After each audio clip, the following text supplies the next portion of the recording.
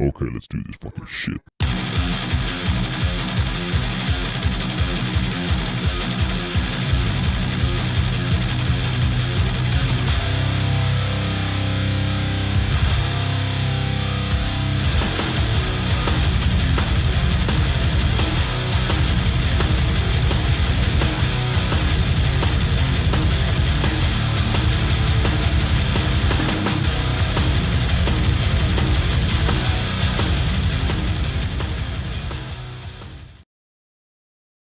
To another episode of Sitting Ringside. As always, I am your host, Robert Villa, and with me, my boys, David Rodriguez, Mark Andrew Miller, and of course, Rudy Lara. How's it going, fellas? What's up? What's going on, guys? How's it going, dude? Hey, you know what, man? Hold on. People are asking me about our guest tonight. Yeah, so speaking of our guest, before we get started with the show, will not be able to make it. People are asking me about the family emergency. So we wish him and his family the best. And we will announce when we'll have Joe on to our show here. Could be in a couple of weeks. Next week, we're not going to be able to have him on because we have UFC ring announcer, Mr. Joe Martinez. So look out for that show next Thursday. It is confirmed. He is ready.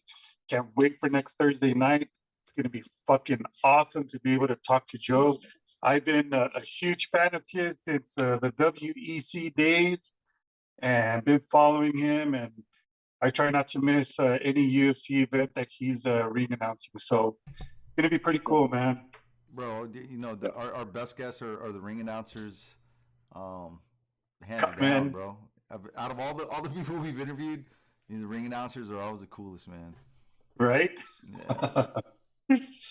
Right on. Well, guys, it is episode number 158. I can't believe we are almost going to be hitting our 200th episode.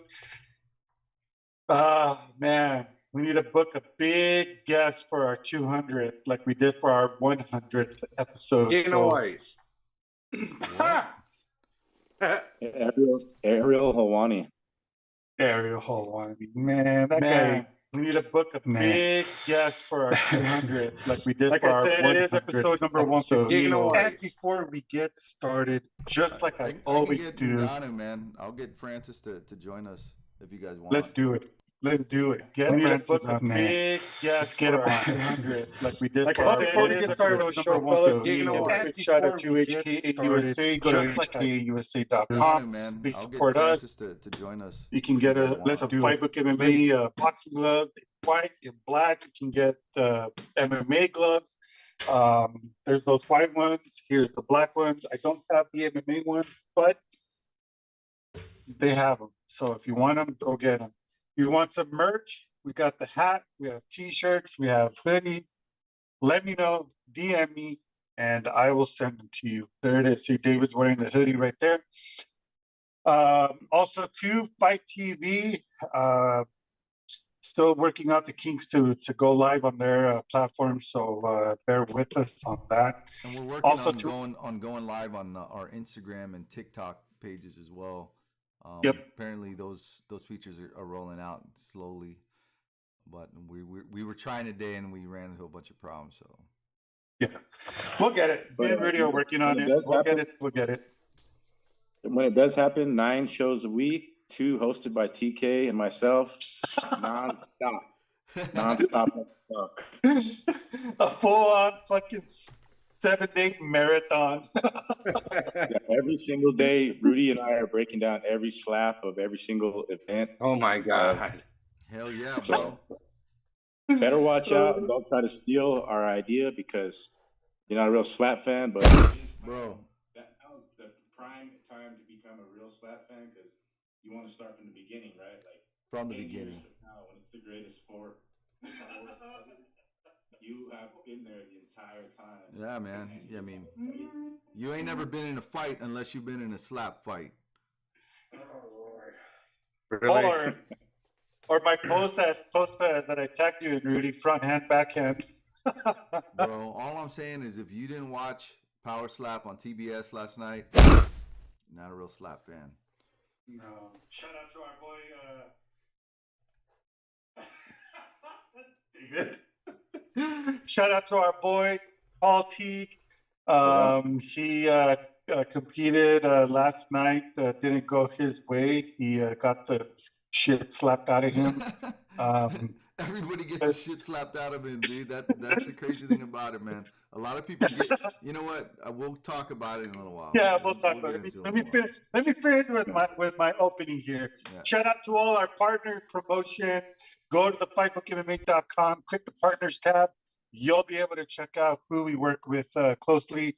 I need to add about 10 more promotions on there because it's been crazy. I've been getting emails and DMs from all these promotions from around the world that want to work with Fight Book MMA. So it's been already a crazy year. So I need to update that tab. So also to MMA TV, MMA Odds, Spring T Fight, ESPN Plus, UMMAF, and everybody that supports us, that watches us. Thank you so much. We really do appreciate it. This weekend is going to be a little slow with pretty much with events in the MMA, kickboxing, grappling, Muay Thai category. Live on Fight, AKA 27, and tomorrow the PFL Welterweights Challenger Series. This is official week 1. In the other category, the boxing bear and the slap, BKFC 35 live on Fight. I believe our boy Christopher Cook is going to be getting media credentials. He's going to be representing Fight Book MMA, so he should be there. He should be there to get the competing, right? So he's staying active. Slap League on a Wednesday night, and then he's showing up BKFC in South Carolina, right? Yep. So, but yeah, so stay tuned for the photographs from our boy Christopher Cook. Like I said, he's going to be representing Fight Book MMA, so it's going to be badass. Fight Book MMA again in the house. Also, live in New Hampshire, Otto Whalen versus Helleman Olguin. And then live on ESPN Plus on the 28th in live in London. It's going to be 2 title fights. First one is Artur Beterbiev versus Anthony Yarde. They're going to be fighting for Beterbiev's WBC, WBO, and IBF light heavyweight titles. And the other title fight is going to be Artem Dalakane versus David Jimenez. And they're fighting for Dalakane's WBA flyweight title. And on the 28th, in California, live on DAZN, Alex Rocha versus Anthony Young. So what that's pretty much it. There's a lot of boxing. That's it. That's a lot of boxing. That's a lot of boxing. So you know that's a lot of boxing. I love about the event, the time when you know UFC MMA takes a break. It gives a lot of boxing events time to shine. At least if you're a huge MMA fan like we are, you know.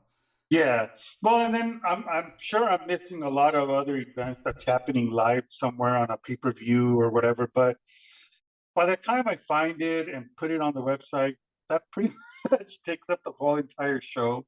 So I just like to put in what's, you know, the ones that a lot of people were probably going to be watching, all the hardcore fans. But if you want to watch more, I'm sure Fight TV, MMA TV, all the other Sprint T, we have all those links at the website. So if you want to watch some more live entertainment as far as MMA goes, that's local, go to the website. We have the live stream. They will automatically play on the website. So, and it's all legal. Local or local? Local. We trying to get crazy with this, eh? Yeah. Local.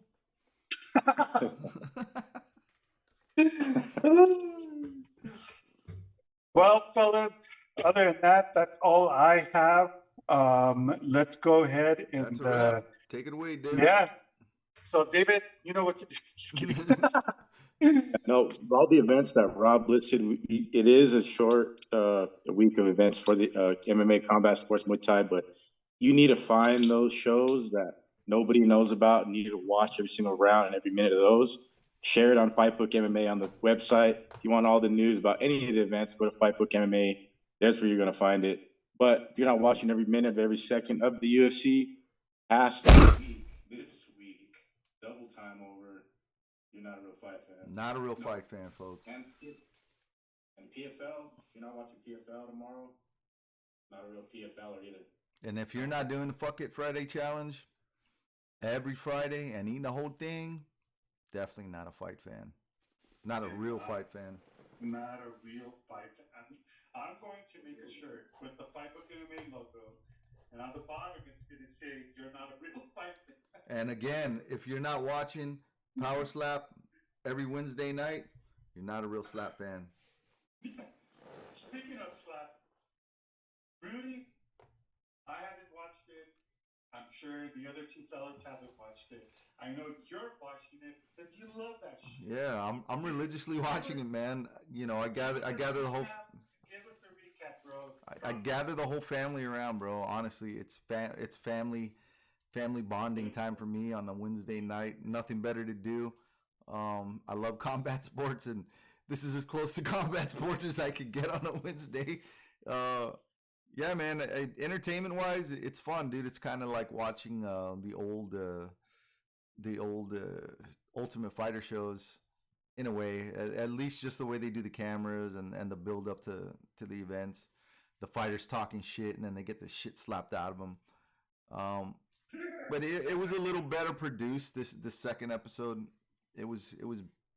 I enjoyed it a little more than the first one. The first one was dog shit.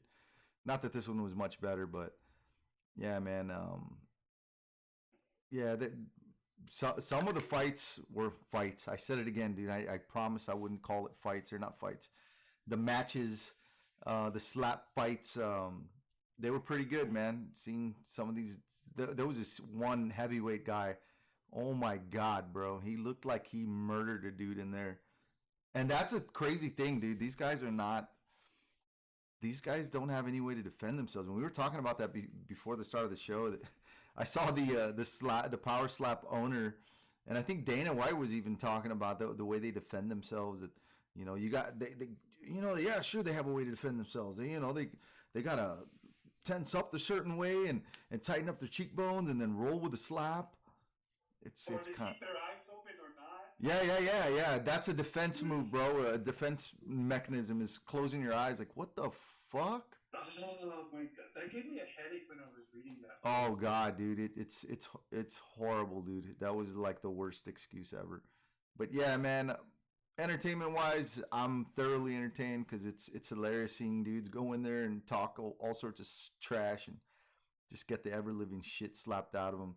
It's a huge disadvantage to go second, bro. If you go first, the chances of you winning are extremely high because these matches don't last very long. And I don't know, all of these dudes are built like guys that sit around eating fucking Cheeto Puffs all day, and it's hilarious because you see Dana White saying, "Oh, yeah, you have a huge chance," and Dana's in there, hyping these guys up as, "Oh, these guys are, he's definitely an athlete, 100%. He's an athlete. He's definitely a power slap athlete." Like, bro, where are you getting this shit from?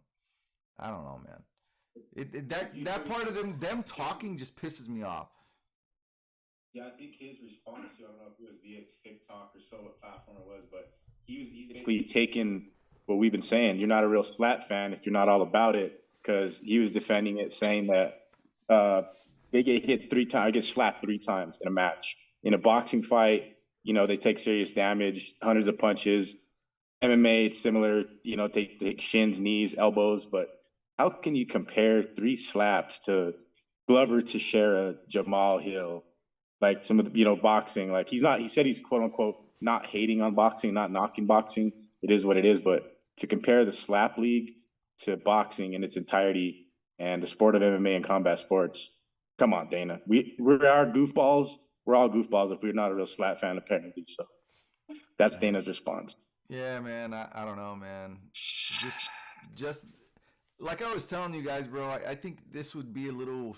It would be successful if he would distance himself from it. It's just weird, man. Him trying to legitimize the sport so hard, and it comes off as so fake. In my opinion, just to me, it just seems so fake, and it just seems very disingenuous.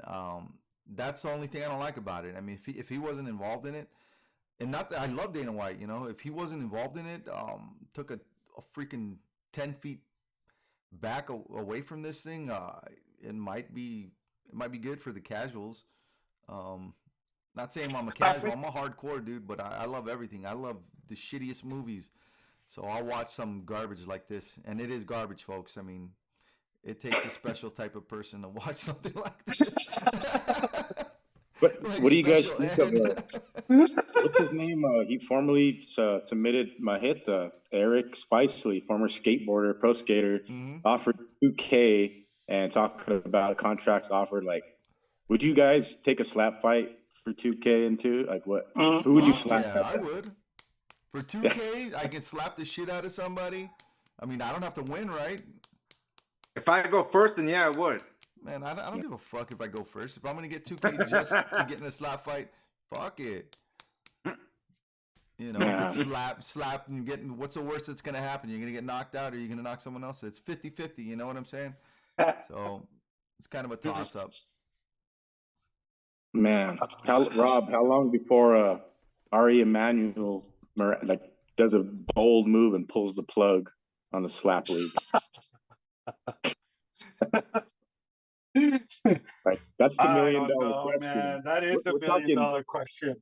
We're talking 2,000 to 1 million, but the $1 million question is, when in fact is the end of the slap league? I don't see it lasting that long. They're receiving all kinds of hate. Everybody except for our producer Rudy Lara, of course. Rudy's a real true slap fan. So. Yep. Oh, dude! I just want to see. I like to watch the world burn, bro. What can I say, man? I want to watch the world burn. And this is gonna crash and burn. I've been a fan of the slap fight but I've been a fan of the Slap Fight Championship. There's a difference in how they do their fighting compared to what Power Slap is doing. In Power Slap, they're trying to do it like if it was a tough house, right? And Yeah. like But I it- mentioned, Roberto, just the way they try to legitimize it, it It- makes it seem so yes. fake. They didn't do that with the old school shit. You know what I'm saying? They just No, went they out there didn't. and they did Yeah. it. Yeah, And you either Yeah, well, liked that's it or why- you didn't. yeah, but that's what I'm saying. I like the Slap Fight Championship League. I like how they do it. But the Dana White and him being involved and trying to make it into like a tough finale and winning contracts, road to the Slap Fight Mhm. Championship. Like that to me is like, no, come on, bro. There's only one road, and it's road to WrestleMania. I mean, it's an interesting concept. You know, it worked for the Ultimate Fighter, and Yeah. it would probably work for this if just Dana White wasn't involved. I mean, it's just Well, look what happened to the surfing league that Dana White was involved. It never even aired. The what league? A surfing league, What? surfing. Okay. Yeah, it was like the surf. I'll look it up, or if Rudy Oh can my look it up. goodness. Yeah, it failed. It failed, and this could possibly fail too. yeah, and the timing couldn't have been any worse. You know, coming off of Dana slapping his wife on New Year's Eve, Mhm. it just turned off a lot of potential people that might have tuned in. Just be like, nah, I don't want to watch it just because he's involved. You know what I'm saying? That's what I'm Yeah. saying. If he just took a step back from this, and it might have probably been the best thing. But Like are if, they recording this shit live or is it pre-recorded? I don't think it's It's live, probably all right? pre- It's already been Is it recorded. already? right? Okay. Yeah. Yeah, because that's Cool. it's a little too late for him to step back from it now. Yeah, I think they ought to make Nick Diaz the new acting president, and then see what happens if their numbers grow from there. Now that Right. would have been my choice. You know what? Who's a better slapper than Nate fucking Diaz? We're gonna have Nate Diaz be the president and talk to, but he wouldn't do that. You know, he wouldn't stoop to that shit. He wouldn't be, man, the fuck out of here. There ain't nothing to it. I'm slapping a motherfucker. That's what I'm doing. There ain't no science behind it. Fuck this bullshit. You ain't an athlete. Okay, But so going back to what I said, it was called Dana White's The Ultimate Surfer Show. What? And it was a bunch of people living in a house at a surfing house. They all competed in surfing, no fighting, and the winner takes like almost 700,000 or something like that. Yeah, It was on super- BBC. that's Yeah, like it was. 30,000 times more than any UFC fighters ever earned. So Wow. That's Yeah. I don't know. So the prize pool was 607,800 in prize money for each male event, and the women's offering was 420,800 in total for the female competitors. So, but it got canceled. It got canceled. 10 years in the making for this show.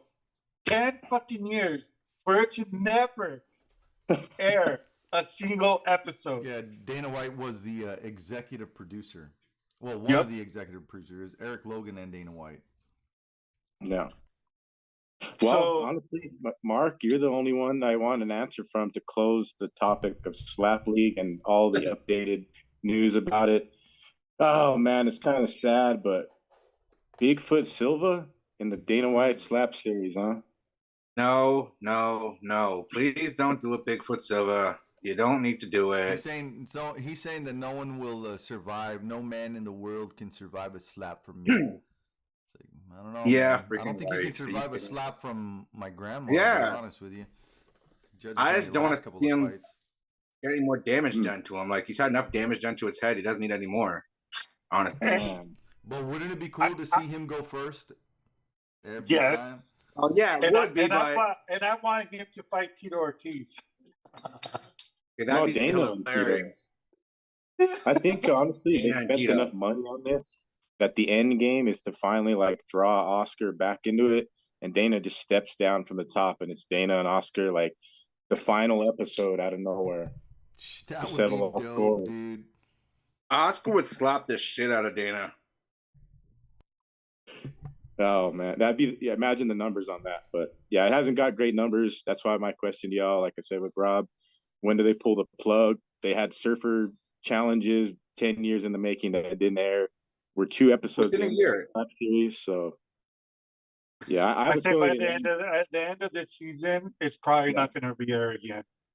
Yeah, just for the fact of the shit that's going on with Dana White, they didn't even do any repercussions on his ass. They didn't do shit to him. And a lot of people are still pissed off at that, of what he did with his wife. And then he's got the slap league. I mean, if Dana White is able to do that, you know, in front of a crowd, imagine what he's doing behind closed doors. Yeah, shame on all those. No comment. On that topic, Rob, shame on all those MMA media that go to UFC shows and try to pretend to ask real questions. All a bunch of cowards, spineless cowards. None of them had the balls to actually, question Dana about it. And when a few did, they just got bullied. Like Dana just straight up bullied them, bulldogged them down. And yeah, of course, I understand lucrative MMA media jobs are hard to come across, but the very few, that ain't journalism, that ain't media. A bunch of fucking cowards, for real, on that topic. And I bet you they got banned. Anybody that criticized it. I'm sure. I bet you anything they got banned from covering any of the UFC events. Oh, for sure. Anybody that criticizes anything, like nowadays, you're done. But Dana White, we know he'll pull the plug on the heavyweight champion of the world. What the fuck is MMA media? Who's Brett Okamoto? You know what I mean? But those guys, they know their role. And Dwayne "The Rock" Johnson said it best: know your role and shut your mouth. But that's some cowardly shit. Shut your hole. Some cowardly shit. Yep. Yeah, but on to some real fights, though. We had a hell of a card. Wait, bro. We can't just gloss over Oscar De La Hoya and not mention his latest tweet. I'm gonna put it up here, dude. I'm gonna put it up here. What's the best way to lean out quickly, trying to fit into a nice thong next week in Mexico for my 50th? Can you believe this guy tweeted that shit and didn't think he was gonna get heat for that? Like, we've already seen you in a thong, Oscar. How coked up was he when he fucking tweeted that shit? At least an 8-ball in. And at least an 8-ball, right? At least. Yeah. That's hilarious. Anyways, carry on, David. No, it's all. It don't matter. I mean, you're the producer, Rudy, but Oscar De La Hoya, we always mention him on the show. So you mentioned Dana, you got to mention Oscar, and yeah, Oscar De La Hoya needs to be like the lead media, and a play-by-play or something for the slap league or some type of role. They want to get some numbers, get Oscar De La Hoya involved. Goddamn, he lives in Vegas. What the fuck? For real. But UFC 283 was a hell of a card. We talked about it. History was made. Unbelievable turn of events, man. Of course, it was kind of sad. Like the top of the card. I guess we'll start from the top. I know Rob's kind of pissed off about it too. I'll start with Brandon Moreno-Davis from Figueiredo. That trashy ending of him walking out with the controversial ending to the fight. Of course, it was. But the fans, the Brazilian fans, like I know people like were pissed off at Colby Covington for talking shit about Brazil and this and that. But like they hadn't had a show there. They hadn't done a pay-per-view there since the COVID restrictions. You come back there, their guy loses controversial, and Brandon Moreno, unbelievable fighter. He earned it. And gets trashed on his walkout with the title. Like, we've never seen that before, right? I think that's very, very disrespectful on the champ. Mm-hmm. Even Davis and Figueroa, he wasn't even pissed off at the doctor stoppage. It wasn't even. The fans should have been mad at the doctor for stopping the fight in the first place. What they were mad at is they were thinking under the assumption that the damage caused on the eye was from an illegal blow. It wasn't. Yeah, I know it wasn't. But it wasn't, bro, especially when they're drunk. Well, oh my God. Give a fuck. And especially if it's a Brazilian champ. Yeah, they just showed no class. You know what I'm saying? No class. And, yeah, dude, it was garbage. It sucked that it takes the champ, the former champ Glover Teixeira, to tell the crowd to chill the fuck out because he's gonna walk out with a new champ and like show some respect. That's kind of fucked up, dude. When your own countryman has to tell you guys, like, "Yo, what the fuck is wrong with you?" That's fucked up, man. You know, act civil. Exactly, and everything that Brandon Moreno did, obviously he was winning on the scorecards because they showed the scorecards. He was winning, regardless. He was winning. Yeah. We knew some type of a controversial ending was coming. I said it last week. I mean, Brandon Moreno looked dominant. Like I said, he's had a great game plan for Davidson, the fights previous, and of course he submitted him, first guy to ever finish him. But yeah, just the ending, man. I'm glad that wasn't like the main event, because had that happened and Moreno walks out and gets showered in beers and people spitting and like that was classless, like Rudy said. And we didn't hear from Dana White. We didn't hear from Brandon or Jamal Hill afterwards too. So that's another thing that, you know, a lot of people are interested to see what Dana White says, especially on a situation like that where it's Brazil. And I don't know how soon they're ready to go back down there with now they got not till next Mexican. year. I hope they don't fucking go back. They won't go back till at least next year, guaranteed. Yep. But yeah, and I think next time that Brandon's going to defend his title, it should be in Mexico. Oh, for sure. It's going to be in Mexico City. It'll happen. It has to. Very, very deserving. Did you guys see the mural in Tijuana? Oh, that was badass, man. Epic. So I don't know if you have that picture. Dude. Super legit, super necessary, because there was one I'd previously seen in California or so, but the one in Tijuana, epic, man. So, but the fight itself though ended in another dramatic take with Davison Figueiredo saying he's done with the weight class. I knew maybe going into the fight he knew he was done. I don't know if he was already defeated on that walkout. Very possible he was.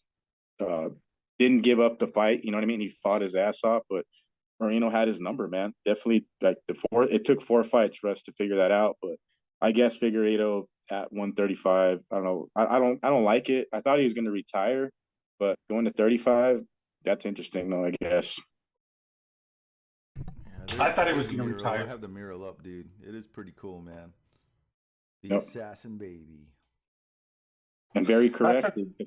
That's an old one. Is it the new? Yeah, I could put the new one up on my picture here. I think that's the old one. The old one? Yeah, the new one is fucking dope. Yeah, I got the new one. If you want to look at my, here, I'll just turn the camera away. Can't see you. Say something. Hold on a second.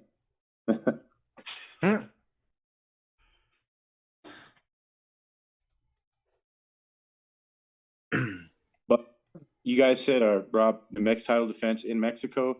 I think it's proper. It should be.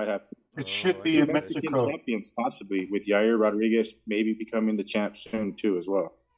Yeah, man, that would be dope. Have him as the co-main event. You know, have it a heavy Mexican. See, now that's the one right there, David. Yeah, from Fighter Magazine. But yeah, that one's dope. Because I mean, it's a no-brainer if Yair Rodriguez goes down under and takes out Josh Emmett, like in any type of fashion. I mean, it's a big fight. Josh Emmett's very deserving of the title shot too. So I'm very intrigued by that because we've talked about it on the show. Have a show in Mexico City at the damn bull fighting arena. You know what I mean? Like how epic would that be? Like that just would be dope. I think that place would get packed. It's got to happen. I mean, it all rides on Yair winning, but I think just Moreno himself being the champion as the headliner would love it. But having 2 champions, unbelievable. 2 Mexican champions would be I mean, yes. Could you imagine the fucking crowd in Mexico knowing that they're going to have their champ and a possible future champ from Mexico fighting in this huge arena? No matter what, that shit's going to sell out. The pay-per-views are going to be off the charts because a lot of the Latinos from the United States and everywhere in Mexico, Spain, whatever, you know, they're going to buy that pay-per-view. There'll be won't be enough seats in that bull arena. There'll be 100,000 people standing outside. right? With the big screen TVs and shit. Yeah. You know, So, Hispanics, bro. They'll bring They're gonna everyone in their bring, family. but yeah, man, the but taco trucks to the max. Damn, yeah. that's racist. It's not racist. That's my It's raza, accurate. bro. It's accurate. It's not racist. It's accurate. But ultimately, though, congrats to Brandon Moreno earning that strap for the second time. Well, third time. One time he was interim, second time undisputed. So the next fight for him has to be Alexandre Pantoja, right? Pantoja beat him. That's the fight that's got to happen in Mexico. It's gotta be. It's gotta be. Yeah. Yeah, I think that fight is it's a no-brainer to book it. Now we got some fresh matchups, and we don't have to watch Figgy and Brandon 33, just like that picture. Man, that shit blew up too much. Shit, dude. It blew up in that Facebook group on your end, and then on mine and on my feed.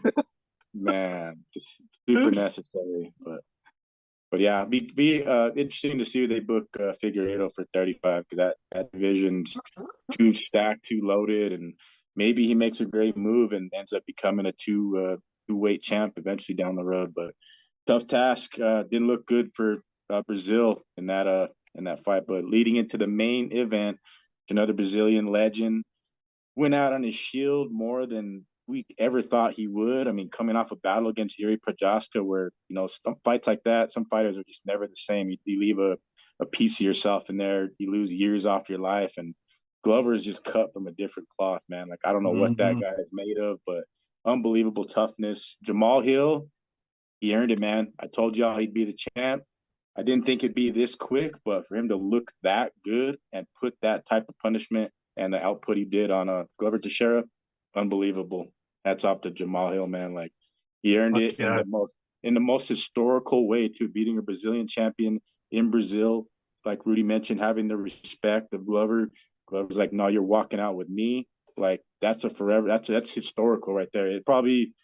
That's the best moment of his life. He earned. That's all his hard work coming to fruition, and in the most dramatic fashion too. Unbelievable, right, Rudy? Yeah, one of the coolest moments, bro, in MMA history. I think the only thing that comes close to it was Rocky Edwards winning. This is like another Cinderella story.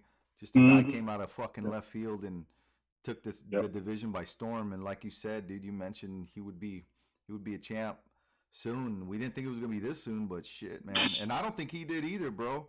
Just seeing the dude's emotion at the end, that's what it's all about, bro. That was real as shit, and I felt good, man. It felt good watching this guy. You just see, man, it's just his whole heart, blood, sweat, and tear just poured out there. He threw it all out there, man, and he put a hurting on a guy.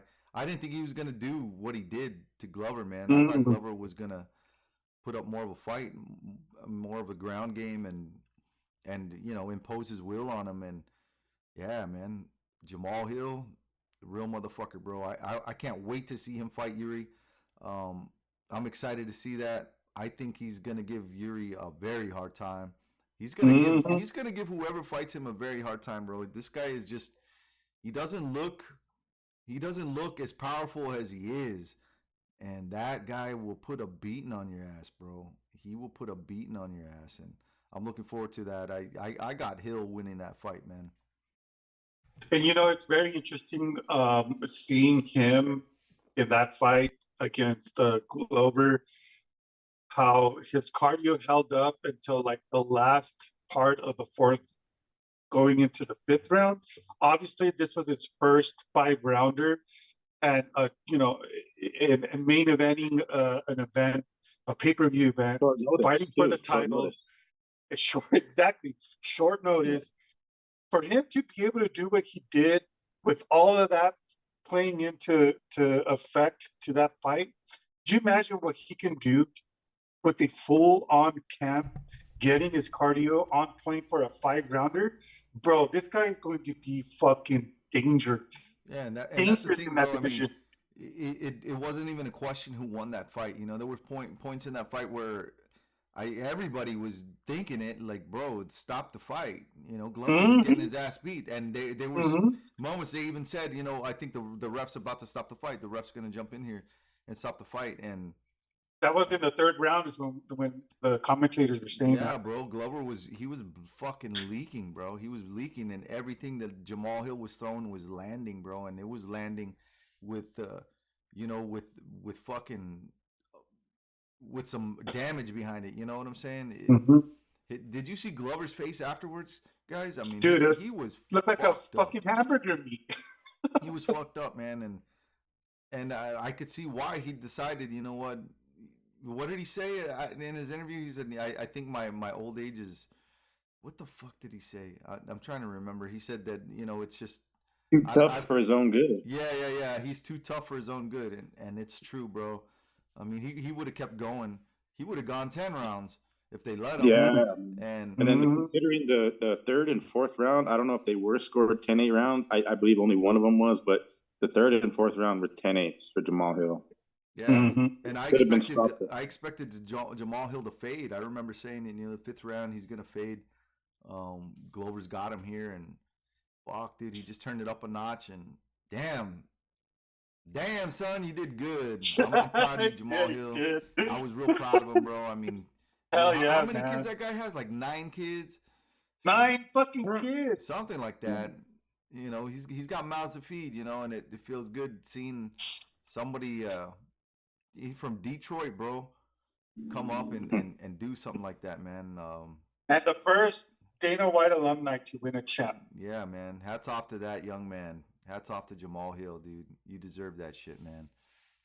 You're gonna be the champ for a while, man. Oh yeah. I think another moment in the fight where we were like, oh shit, it's gonna happen again, is Glover got that takedown, in the 5th round. Even still busted up, still bleeding everywhere. He had that moment where we thought he was done, and here he comes again.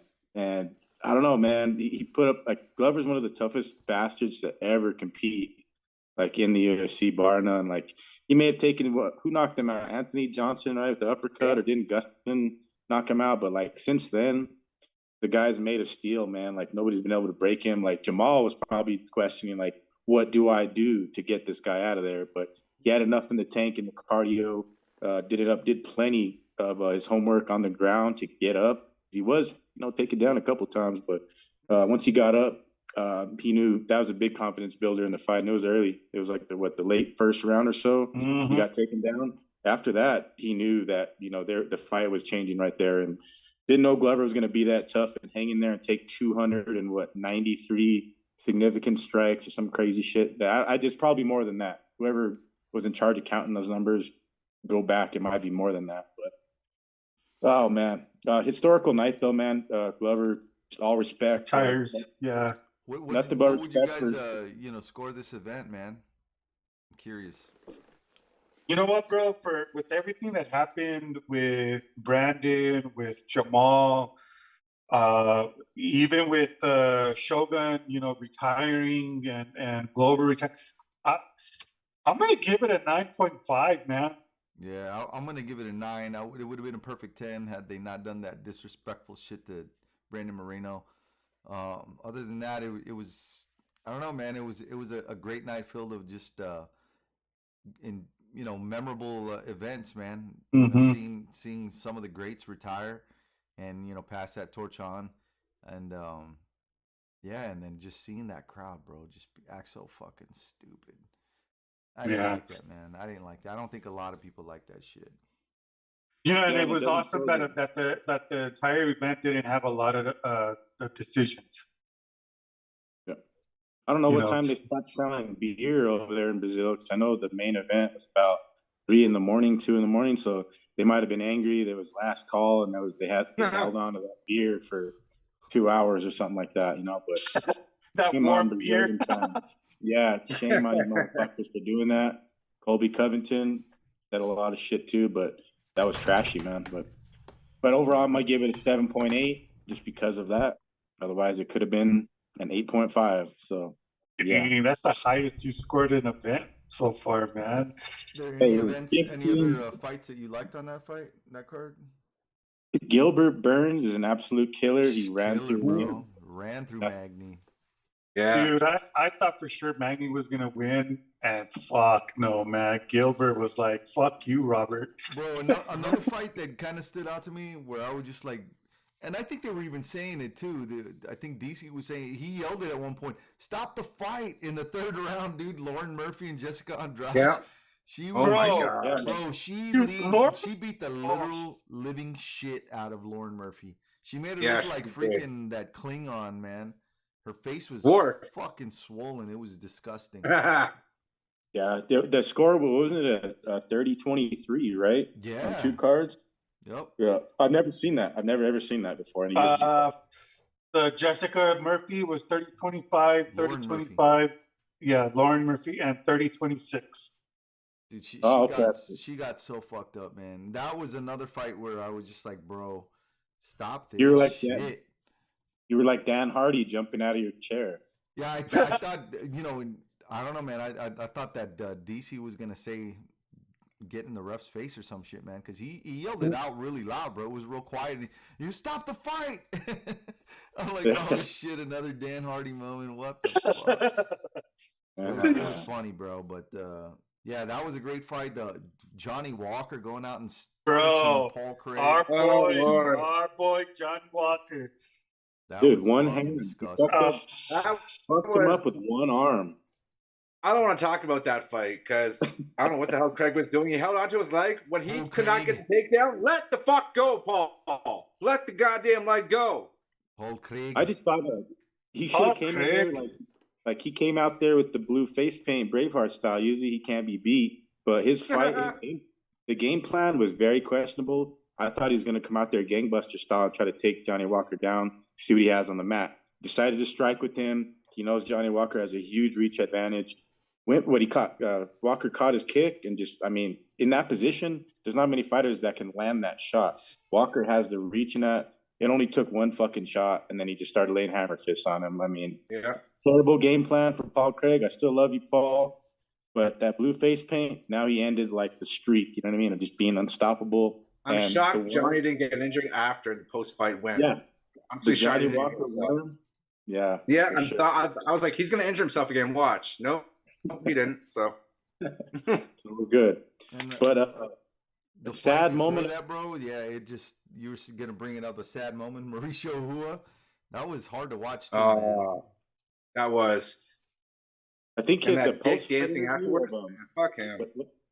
Poteria's post-fight interview is the cringiest interview, right, of 2023, because he's from Ukraine, and like the Brazilian fans didn't know how to react to him mentioning that he's from Ukraine, and it's kind of weird. He has some weird tattoos on his arm, so that's cringe post-fight interview of the year so far, for real. We just getting started. It's January. Right? He was a twat. He's a strong runner. But I mentioned last week on the show that Shogun didn't need to fight this fight. Hit it. That's why they put him on. But he didn't look in any kind of fight shape, and I knew at some point he was going to get cracked. So Yeah, that was he It wasn't looked fun like to watch. any shape at all, bro. What's up, Craig? yeah, but the fight previous though, I could not believe Gregory Rodriguez fought down to the competition of Bruno Ferreira.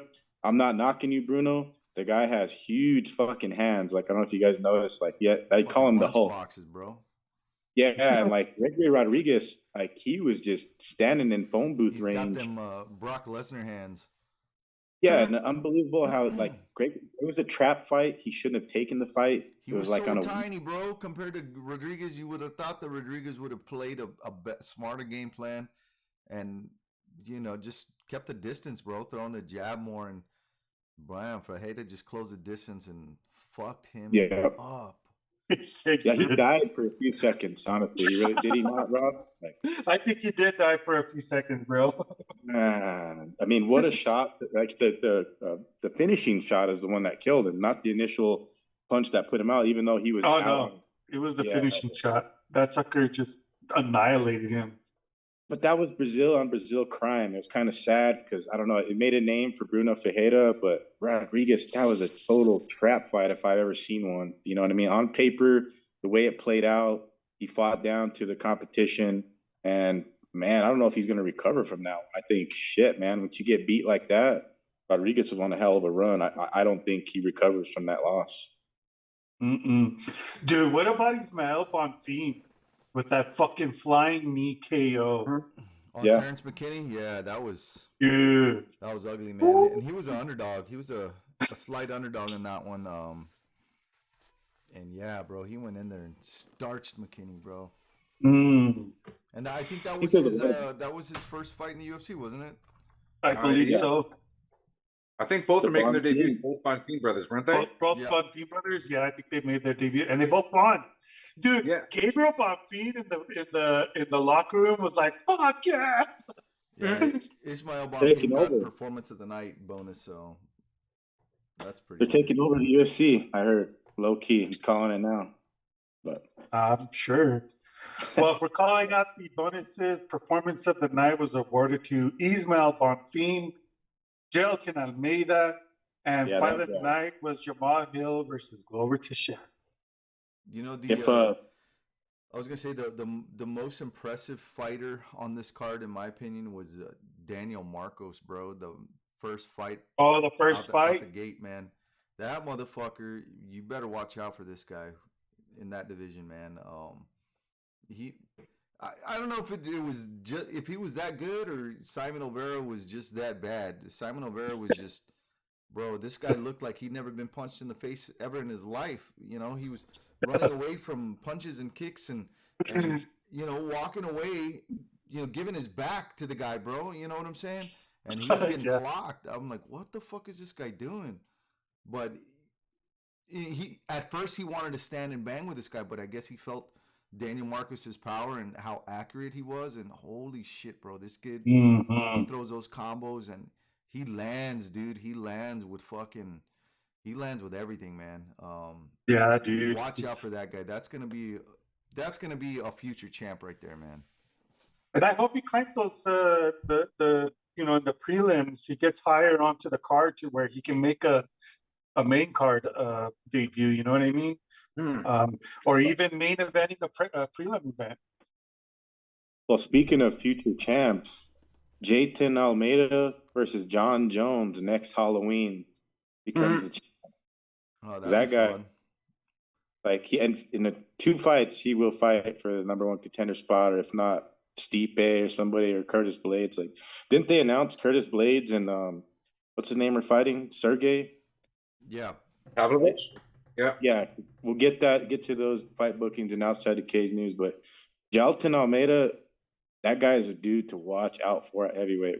I said it before a couple times. Like, all of his previous fights are just, he's got the ground game. What did Abdurrahimov, has he ever been finished that way? Rudy, do you know, like via ground and pound, or? I don't know, man. He's been in some wars with with a lot of the top guys at heavyweight. What I do know is that's probably his last fight in the UFC.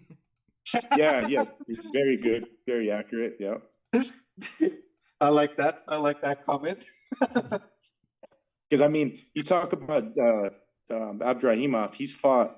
Okay, listen to this. He's fought Walt Harris, Derek Lewis, Chase Sherman, Arlovsky, Tybura, Curtis Blades, Dawkins, Sergey Pavlovich. I mean, all the best guys. Gelton Almeida went there and just ran through them. It's gonna be very interesting. He was supposed to fight him in September and in October, and they kept pushing the fight out, bro. Finally now we know why. And he fucked him up. And he's also had canceled bouts with Tom Aspinall and Cyril Gahn twice. So I mean, Abdurahimov's a guy, like, you have to beat that guy. You have to have his head on over the mantle in order for you to get that heavyweight title shot. But I'm calling it now, just like I've called a lot of future champs. # Jamal Hill, Gelton Almeida. I'm not saying he's going to win the belt. He competes for the title. Maybe him and John Jones in the future, because, yeah, he might even fight him sooner than later. You never know, right? Yeah, I think so too, man. Very true. John Jones, we won't believe he walks or fights until he walks to the cage and they close the cage door. Correct, fellas? Correct. That is 100% accurate right there, man. And as far as pink slips go, I think we can award them to Zara Farn, how do you say her last name? And Guerrely Alves. She actually did pretty good, bro. She came out there with a pretty good game plan, but she kind of faded, man. Josiane Nunez was expected. She was a heavy betting favorite, minus 540. A lot of people were sweating, bro, because the betting lines were swinging the other way when it started because she was getting cracked. Did you see the size difference? Zara Farn was like 2 feet taller than her, man, and it was crazy. It was crazy. I was like, how is Nunez even going to get close? Because she was just sticking that jab out there, and she was eating it every time, and then she fucked her up. The second round, I was just jacked, almost closed. So that was a good fight, man. I mean, if Josiane Nunez can put away a chick that much bigger than her, that much more powerful than her, man, she's gonna do great. She just got to work on her ground game because she does got no fucking ground game. Yep. Who do you guys think? Gilbert Burns was one of the few fighters that they interviewed or had a post-fight interview. He mentioned the talks of Masvidal. He's calling Colby Covington out post-fight. Covington. Him and Bilal Muhammad. That's the only fight to make, dude. It's got to be Colby Covington. Fuck all that with Masvidal. It's not going to be either Street one. Jesus, man. I know who it's going to be. It's going to be Bilal Muhammad. Watch. Yeah, I mean, the last time. Bilal, don't remember my name. Really? I don't know, man. Really that last fight, he fucking did amazing. I didn't think he was going to do that good. And, you know, I actually want to see him fight again. I want to see him fight and, you know, bring it, bro. He brought it that last time. Yeah, what do you guys think about Johnny Walker, who they put him up against next? I don't know, man. Maybe we can get him on the show and see who he wants to call out. Copula? Yeah. Well, the 205 division's in a strange place, but you know what I mean? The co-main Jamal Hill and Anthony Smith trained together. We know that they fought before. Would you guys be mad at that matchup for the next title defense? If not, if Yuri's not healthy, or what do you guys think about that? That's like a proposed matchup that may in fact happen because it's Anthony Smith. He works for ESPN. He's been around for a while. He's had big names on his resume, big wins. So that would be his only shot ever at winning gold. Yeah. I mean, I don't hate it. I mean, if that's the only route they got, then do it. I know who's going to win that one. It ain't him. Yeah, because Jan Blachowicz. It ain't Smith. Blachowicz and Kailev are on the shit list to Dana, so we know they ain't getting the title shot anytime soon. So that's why I kind of want to throw Anthony Smith out there. But what about old Alex Pereira staring down Jamal Hill, calling him out, trying to become a double champ? Think they go that route? Oh, that is possible. That would be a fun fight right there. That is very possible. Pereira versus Jamal Hill. That would be a fun fight, man. Yeah, they may in fact do it because we haven't heard any news about the Adesanya quadrilogy. I think it's only right they do it. But if they want to go for the UFC cash cow move, let Jamal Hill rest for a couple months, and maybe they do like international fight week. You know what I mean? I'm pretty sure they want to throw the light heavyweight champion out there. Maybe Brandon Moreno defends again. I don't know, because, those are fresh matchups. We haven't seen Pantoja fight for the belt, and now the 205 division sort of – well, it's been open, but we knew that Glover-Yuri situation is going to forever be unsettled, right, due to the fact that fight was just incredible. We won't ever see Glover compete again. But you never know, man. The old man's strength, he might just come back, and he's right in the mix. So he's going to be on the next episode of Slap Fight. No, he would kick the living shit or slap the living shit out of just about everybody in the building. Yeah, probably. But 15-fight card. If you didn't watch every single minute of every round of that card, including the post-fight interviews, tweeting, and all that, not a real fight fan. Not a real fight fan. 100% not a real fight fan. You better watch it this weekend. There is no UFC. You better watch PFL, but you better go back and watch all 15 fights again. Real fight. Watch and start watching the PFL a lot of good things are going to be coming out with the PFL. So, shout outs to the PFL. They've been showing so much fucking love to Fightbook MMA on LinkedIn. Lauren Mack, shout outs to him, the COO or CEO of the PFL. I mean, he's been showing just so much love to Fightbook. So thank you so much. Do appreciate it. But yeah, if you're not watching the PFL, like David says, you're not a real PFLer. But watch it. It's week 1. There's not a lot of fights on these Challenger series. There's like maybe 6 or 7 fights. So yeah, so just go and check them out. It's good stuff. Yeah. So if you don't watch it, Laura, you're not a real fight fan. Just Laura Mack she's the senior vice president corporate communications for the Professional Fighters League. So he's, like I said, he's been giving a lot of love to Fightbook. Just can't thank him enough. So yeah, watch the PFL tomorrow night. I'll have the live results at the website. And they might, in fact, have some special announcements too. You know, PFL's always got the big stars in the building, and they got a lot of big fights in the queue. Some huge names. Yep. Francis Ngannou, but yeah, we might have Ngannou on episode 200, if not sooner, if Rudy can make it happen.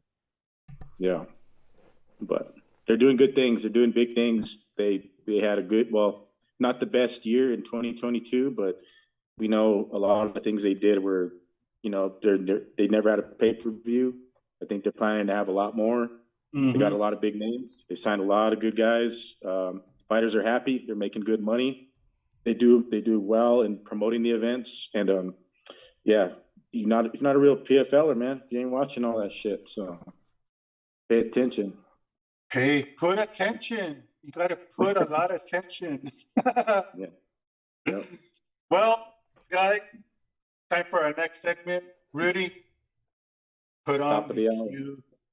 Top of the hour for the Outside the Cage news, brother. Outside the Cage news. As always, this is David's baby, the Outside the Cage news for Fightbook MMA's Sitting Ringside. David, take it away, my friend. Yep, Outside the Cage news, forever and always. In fact, may be more interesting than what happens in the cage, in the ring. But this is Sitting Ringside. We will start with some fight bookings. Let's go with that, fellas, because there's been some interesting ones, really good ones. Dana White's trying to slap everybody and say, forget about New Year's Eve. We're gonna bring the real deal fights. We're gonna slap some good shit on you guys with some fight announcements. Like the neuralizer comes out and slap right after. There's some good fights. These fights are gonna be a knee slapper. A fucking knee slapper.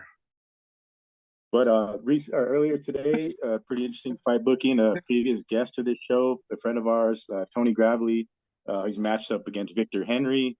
They'll be fighting March 11th, UFC Vegas fight night. So pretty necessary matchup there at 135 because Gravely's fought the best, and Victor Henry has had some pretty good names or good matchups and win-loss or so recently. But I like the fight. What do you guys think about that one?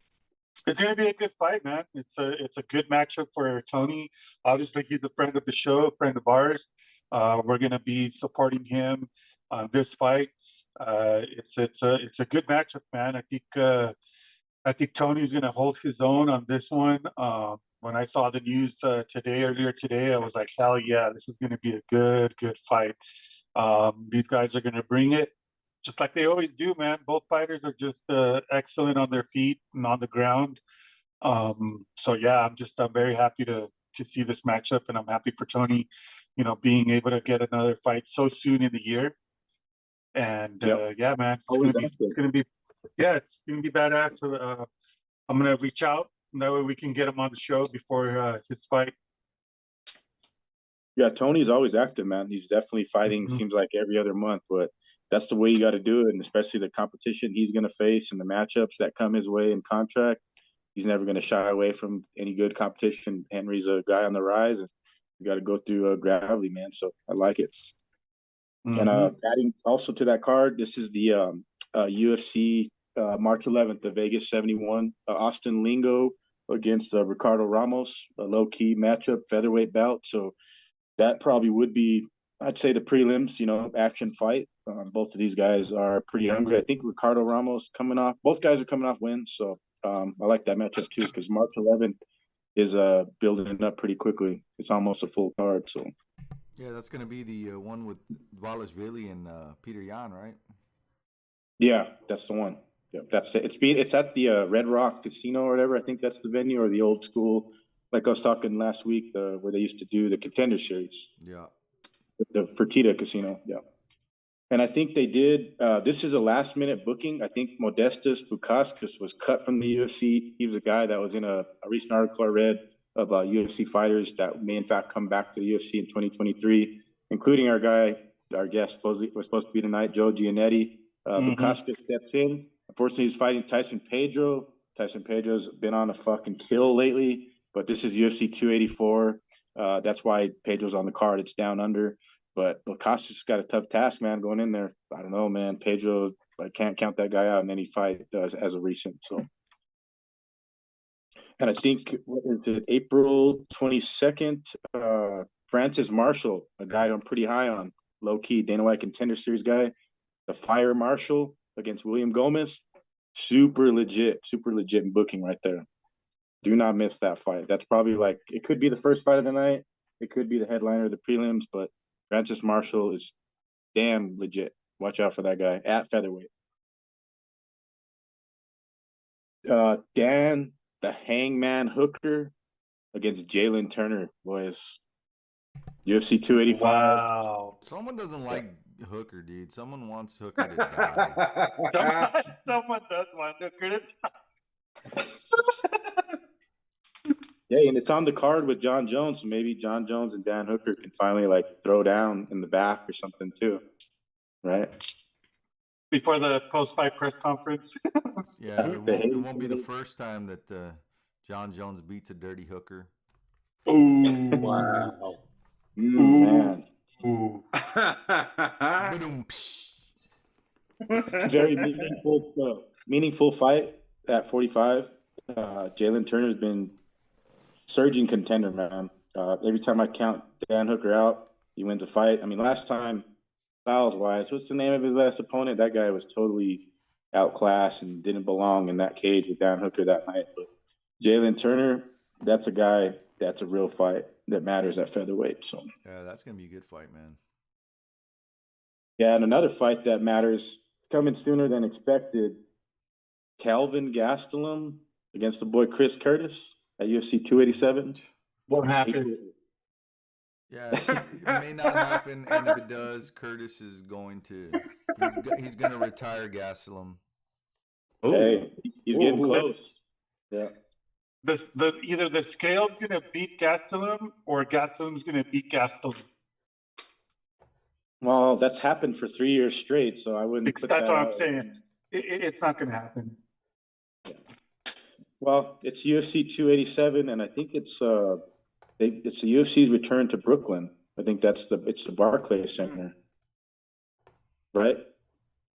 I think so. Yeah, because that's the Aljo Henry Cejudo is announced for that card. That's where Aljo is going to be fighting in New York. We talked about it with Ray Longo on the show. Aljo's actually going to fight in New York. He must have got the clearance, but that is the fight, which I want to get to, is Henry Cejudo and Aljo. It's going to fucking happen in Brooklyn, boys. You need to get Ray Longo and tell him that we need him on the fucking show, and get the Aljamain Sterling on the show with him. Yeah, because the co-main as it sits right now is Rob Font against Adrian Yanez, which is absolute banger of a fight. Michelle Watterson booked for the card. They have Cindy Calvillo. So yeah, that's low key. And like I said, Gastelum and Curtis has just been added.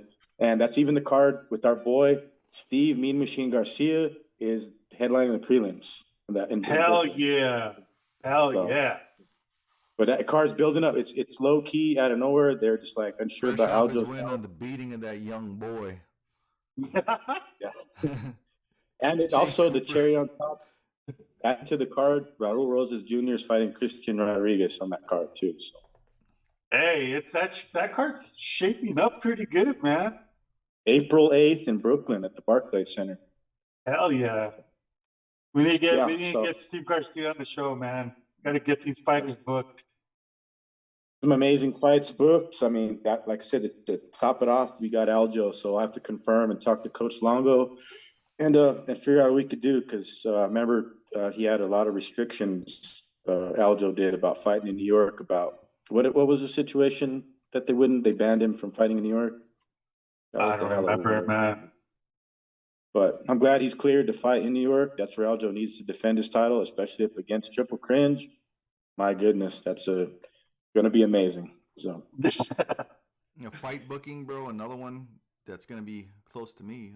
San Antonio main event: Raquel Pennington and Irene Aldana. That's right. That's going to be a pretty legit. That's a good one right there. Yeah, that's actually going to be a good fight.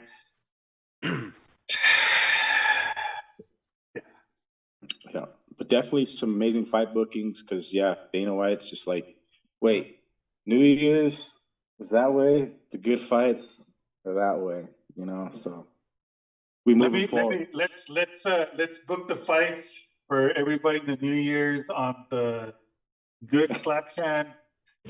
And forget about New Year's on the bad slap hand. Well.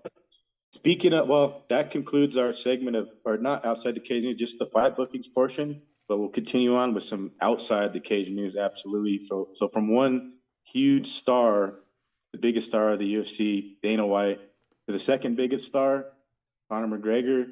Oh my God. Dude, Ultimate Fighter, baby. Yeah, against Chandler. Well, apparently he's like getting into it, throwing people out of his yacht. Somewhere in Ibiza too, right? Making out with dudes on his yacht. Oh man, well, it's a forever topic. Like, I don't know. Yeah, I guess Masvidal for tough or whatever. Like, they got to get him to fight somebody, right? I hate the fight, but I know it may happen. But Chandler fights someone everybody wants. It's Chandler versus Conor. So the UFC. Roided Conor against a roided Chandler. I don't care. Don't test him. Book it. Don't test him. Have it in Abu Dhabi if you have to. Yeah. Do it in my backyard. I mean, I won't test him. Yeah, do it in a reservation. We don't give a shit. Yeah. Do it in a freaking Applebee's bathroom. I don't give a shit. Applebee's bathroom. Oh man. But another huge star just in the sport. Legend, another shit show fight. He keeps coming at us like we don't want you, and he still keeps coming. Floyd Mayweather. Oh, here we go. What do you guys think? What's happening here? What are we missing from this Mayweather? I think Mayweather is hurting for money, which doesn't make any sense. It doesn't make sense, but he's either hurting for money or he's hurting for money.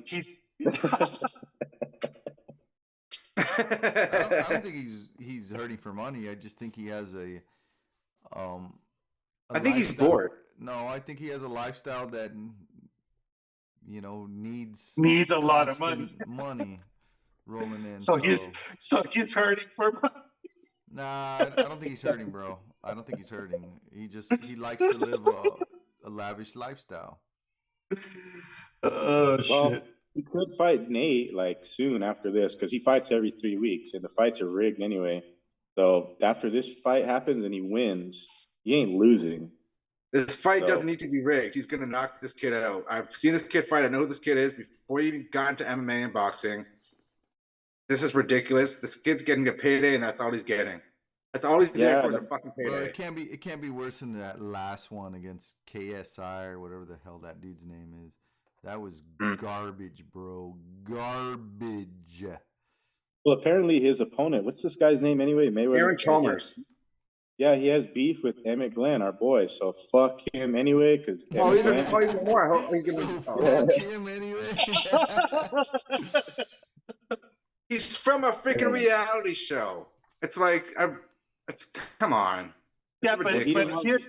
but him and our boy Emmett has been feuding, and yeah, so they've been going at it on social media, and apparently he does not like Emmett. Emmett hates him, so we are Beat his going ass, to huh? back.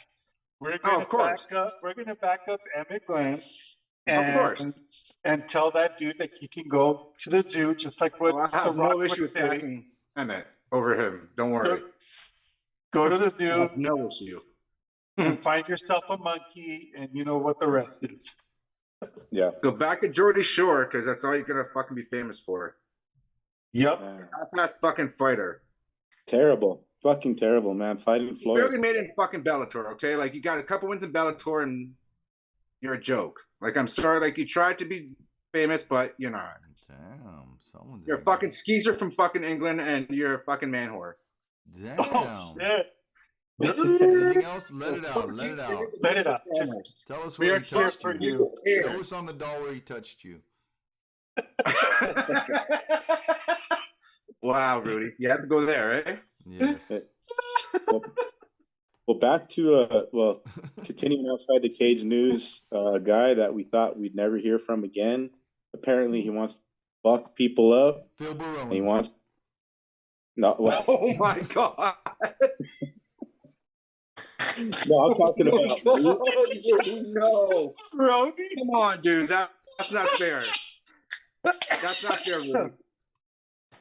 No, I'm talking Luke Rockhold claiming he's got PFL and Bellator offers. So, do you guys think that they try to actually book, or PFL pursues?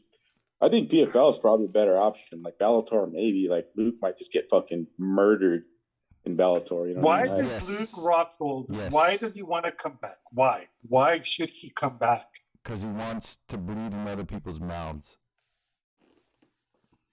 Well, he's out of that UFC ironclad contract, so it's like you're free. You know what I mean? So you got that. He has that feeling of, yeah, I can go do whatever. And he had to fight out that last shit show fight with Paulo Costa, but yeah, I could see him boxing Jake Paul or whoever. Like he hasn't probably got the offers for that just yet, but I could see it happening. Absolutely. Yeah, I could see it happening. In bro. PFL. He's a good not guy, Bellator. man. You know, that's the only reason it would sell. That's the only reason anyone would want to pick him up. I mean, he's not the best fighter, bro. He was at one point. He was amazing, but Yeah, that's keyword. Was. And I think another fight booking. It's not official yet, but are you guys mad at the Beneil Dariush Charles Oliveira? Is that a super necessary fight? Because we don't have Justin Gaethje booked. Keep in mind. So Charles Oliveira. I'm not mad at it. I mean, it's just anytime Beneil gets, booked, it's He's just like the like new, whatever. Yeah, he's the new Tony Ferguson. They'll always just put him out there, and he's never going to be an outright champ, and he'll always fight the best guys, right? Yeah, it is what it is, bro. I mean, that should be a fun fight. I mean, it's going to be a fun fight regardless. It's just like, I don't know, man. It doesn't do anything for me, Yeah, not at all. And I think I want to touch on too. We didn't mention it earlier. Talked about UFC 283 is the Jose Aldo Hall of Fame announcement on the card. Oh, that's right. Oh yeah, that was. Yeah, cool. I didn't think they would even show him on camera because has that deal with the former president, and him being there was cool because they had all the legends there. Like everybody was there from Brazil. But UFC Hall of Fame, well deserved. Like man, like what would the UFC be without Jose Aldo and his epic title run, right? Ja Rule. Ja Rule. Well, he's got to run his burger business too, doesn't he? Still have the Jose Aldo burger in Brazil. I heard it's pretty good. Right? Yeah. But the question to you guys is, we're not looking at a list of current UFC Hall of Famers, but who goes next? Like, who's the next epic class like going into the Hall of Fame? What are names out there? Talking to buddy mine Pete, we're watching the fights, and I want to start with saying, like, when are they gonna put Diego Sanchez, Cowboy Cerrone, and Carlos Condit, right? All in 1 year. So- The New Mexico class. Dude, that would be dope. When is that going to happen? Because it's like there's not many people in. It should happen this year. Mhm. Yeah. Because who else out there that's, just out of their contract or been away from the sport? There's very few. The UFC Hall of Fame is not who you think it is in there, but definitely Diego deserves it. Carlos deserves it. Cowboy definitely deserves it. So Oh yeah. hopefully they make it happen soon. That'd probably be the most epic class to ever go in the UFC, like representing New Mexico too. So that's why I want to. Maybe Throw they're that waiting out for there, Holly. Maybe they're waiting for Holly Holmes to retire. Yeah, That's a they could wait. possibility. Oh, dude, I'm seeing this being reported that Tony Ferguson says he's being asked to coach the Ultimate Fighter opposite Conor McGregor. Wouldn't that Oh be my fucking wild? God. That would be must see TV, bro. Just to see the back and forth between these two, and the fight. I don't know, man. I don't know. I don't want to see Tony get fucked up anymore. But what does Conor really have at this point other than roids? And I'm not talking about hemorrhoids. Well, he's gonna get paid. I want to see Tony get paid, but That would be fun. I don't hate that. Right? David, did you say that Gaethje's not booked for anybody? I don't think that Fiziev fight is official, is it? It is. He's fighting Fiziev at UFC 286. I published Okay, that. well, I published this article earlier today. They're the co-main event after Edwards and Usman. Okay, and then they did add. Oh, is that the same card? Or is it they announced Kyler Phillips and Rafael Asunciao too? A guy that we thought was dead in the water, Asunciao, against Kyler Phillips. So I think that's the same card in March, right? The Fight Night 221, or is it the pay-per-view? No, the one that Fiziev and Gaethje are fighting is under the pay-per-view, the 286 pay-per-view. Okay.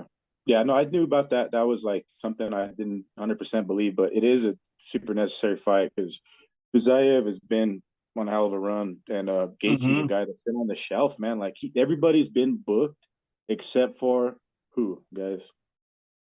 Colby motherfucking Covington. Colby, yeah. Oh, him and Well, Chimaev too. Like yeah. And then They're not booked. yeah, and then on that pay-per-view, Gunnar Nelson's going to be fighting Daniel Rodriguez. That's right. No, that's the London card. Yep, the London card, the UFC 280. What did they say? 286. Yeah, the UFC 286. It's a good card, man. Yeah, the UFC and Dana White, Sean Shelby, Hunter Campbell, they're bringing us the best fights we asked for, except for John Jones and Ngannou. Thinker all time. Yeah. But in the PFL, we are looking forward to Jake Paul, who's training jiu-jitsu in Puerto Rico, and apparently it's going to happen, boys. The Jake Paul, Nate Diaz announcement, I guarantee it's happening soon. I heard. Dude, if that happens, holy shit. It's going to happen, bro. We called it. Yeah, it's going to be on a pay-per-view. It's going to be on a pay-per-view because they know that they can sell the pay-per-view if they put them two as the main event. Yeah, they'll make money because that's what the last pay-per-view did okay, but it was like a test run, but signing the guys that they have been. And then I don't even know how far it would be booked, but depending on that timetable, they could sign Luke Rockhold, they could sign Ngannou, they could announce bouts and just keep the train rolling because that's what PFL plans to do. And starting tomorrow with their contender series, you know what I mean? There's some guys that are going to be up and coming and must-watch TV. PFL, they got a great platform. So, do y'all remember? And I think what is it? Go ahead. Hey, go ahead. Yeah, no, Bellator's got that Ryan Bader fight, right? Is it the same night as the UFC, right? February 4th? So Bellator's coming back. So yeah, and I think what did somebody came out and said that the UFC, I mean the Bellator 205 guys are the best 205s. Is it Scott Coker himself that said it, or I forgot who it was, but yeah, I think one it of was these Scott. days, yeah, we should. And I don't know what it is, but one of these days we need to get UFC against Bellator, whatever, you know, just like how they did Ryzen or UFC versus Ryzen. Like they really need to do something like that just to see what the fuck, you know. Can't like wait Tony to do that Ferguson. shit. Ferguson just goes out there and murders everybody in Rising out of nowhere. It's like 5 KOs in a row in the UFC. So, Do it, like WWE style, the Royal Nah. Rumble. Tony wins. I'm never counting out the Kukuli. Fuck it, man. But, Do y'all remember Todd Duffy? yeah. Yeah. He is going to be fighting at KSW 79 in February 25th against another legend, Phil DeFries, for Yeah, I remember him too. the heavyweight champion. They were both former UFC heavyweights. Yeah, Yep. Freeze too. Yeah, that's right. Yep. So Phil DeFries versus Todd Duffy, February 25th at KSW 79. That's crazy. Well, KSW draws some pretty huge crowds, like bigger. And Yeah, they do. Fans are even more badass than the US crowds. You know what I mean? Yeah. And shout out to KSW, another promotion showing Fight Book giving me a lot of love on Twitter. Yep. And then what do you guys think? I guess closing topic is, Rob, you're going to be covering the show in a couple weeks. Diego Sanchez is fighting Austin Trout. He's firing back at people that are talking shit. People have been talking shit about Diego for years, about CT and brain damage and like how they're vac sanctioning this fight with Austin Trout. But he said, I'll get out of the sport if it ever was that was the case. You know what I mean? Because Diego back in the day was like big on like taking care of himself and like going to see like the Dallas Cowboys training people and like just making sure he's good mentally. He's gone through a lot of shit in his career. I know a lot of stories from Albuquerque, knowing people close to Diego. But here we are now. He's about to fight Austin Trout, and it's a pretty epic fight for New Mexico. If y'all listeners don't know who Austin Trout is, Austin Trout fought Canelo. He's a champion of the world in boxing, and he's facing a legend in Diego. But what do you guys think about ultimately that booking? From my other hometown of Las Cruces. Yeah, that's right. That's right. You know, I grew up in Las Cruces. I grew up here in Albuquerque, and just seeing that when I got the announcement of Diego fighting Austin Trout, I was like, wow, this is going to be an epic fight for New Mexico. It's I don't know, shout outs to Diego for being able to pass, the MRI scans, the CT scans, all the scans that they can do. Obviously, you can't tell if you have CTE. That's only done when you're dead. Nah, and when bro, you can tell when a motherfucker has CTE. I'm just saying, you can tell, but medically, you can't say that they have it. There's no way to measure it, There isn't. Until they're dead, until they open the brain, then they can say yes. But we know. Obviously, we know the signs. We do know the signs of CTE. The slurred, it sounds like it sounds like you're having a stroke, when you talk. It's everything, but some of our favorite fighters have severe CTE, you know what I mean? Yeah. And it's sad, but hey, it's your life, right?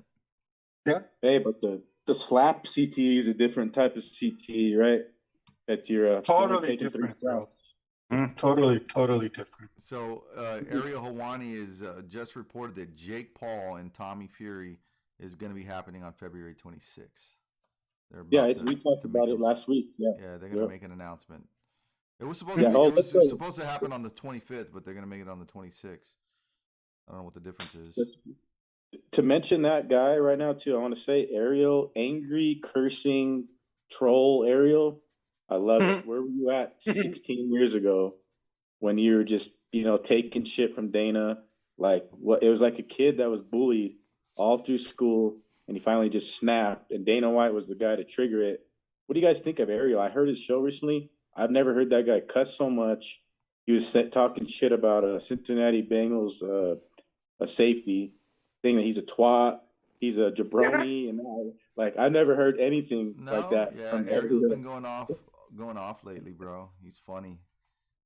I like him. Yeah, but, run your mouth to the wrong guy, and he's likely to smack that big fucking nose. Yeah. You snap that shit off like it's a toucan. Yeah, but he honestly needs to challenge Brett Okamoto to the slap league So to see who's the. So they want to change the fight from a Saturday to a Sunday. I don't know, man. What? Yeah, the 25th is a Saturday. They're saying it's going to happen on the 26th. So that's not good news, man. I mean, I would much rather watch this fight on the 25th on a Saturday. Why the fuck would we have to watch it on a Sunday? What's happening on the 25th in the UFC world? It's not John Jones. Nope. Nothing, I don't think. Yeah. Huh. Pyramids. I'm just saying pyramids as of right now. I mean, Yeah. but yeah, because that Tommy Fury fight's happening, but Jake Paul, his MMA debut is going to happen sooner than later, or the announcement, not necessarily the fight. Because the Tommy Fury fight, I'm not going to believe that's happening until Jake's walking out. You know what I mean? And they get it. The UFC has an event, UFC Vegas 70, Krylov versus Span. Oh. So that's, I mean, that's not something to really worry about. Yeah. You know what I'm saying? Well, like, what the fuck? Why would you not do it? I mean, who else is going to be fighting? What's boxing? What's happening in the boxing world on that day? Let me check. That's crazy. Yeah, and when are they announcing it? For what date? They want it. They want it happening on the February 26th, dude. Which is on a Sunday. The 25th is a Saturday. Huh. Yeah, I don't see anything really happening February 25th, man. That's fucking dumb. It's already not happening, is what they're trying to say. Yeah, pretty much. That's like the date where like the Diaz deal is on the table that expires, and if you don't sign by that day, then they're like, all right, fuck it, we'll scrap the bout and we'll book Nate and Jake Paul, right? Yeah. Okay. Pyramids, you can throw them up, it's all good. End the show on some pyramids. Why the hell? Hell yeah. Well, guys, like we always say, time has caught up to us. Awesome show, man. Awesome show. Any last words, David, on your outside the cage news? Yeah, no, thank you. Jojo will get you back on the show. Yeah, we know that for guy sure. is definitely in the queue with the UFC may in fact call him up. Wish we would add him on the show tonight so we could call out Patty Pimblett. I know that's the fight he wants. So Joe, if you're listening, or TK, if you're out there, we'll get that shit brewing. A lot of times we call them fights out on here. We have the guests. They make that walk. We make it happen. So Jojo, TK, if you're listening. But yeah, outside the cage news, there's always something crazy going on. And we're always going to try to touch on every aspect of it here on Sitting Ringside. But if we had 3 more hours, we'd keep going. But unfortunately, time has caught up to us, right? So. Yes, sir. Yeah, man. So thanks to everybody that's watching and or listening. We really do appreciate your support. We will be getting the audio uploaded soon. We're having me and David are trying to work out something having some technical difficulties on downloading the audio, but it'll get done. We will upload them onto our platforms so that way y'all can hear and listen to the previous shows. And TikTok soon. Yes, yeah. Me and Rudy will be working on that as well to get our live feed on IG and TikTok, on the Fightbook MMA Instagram and the Fightbook MMA TikTok. So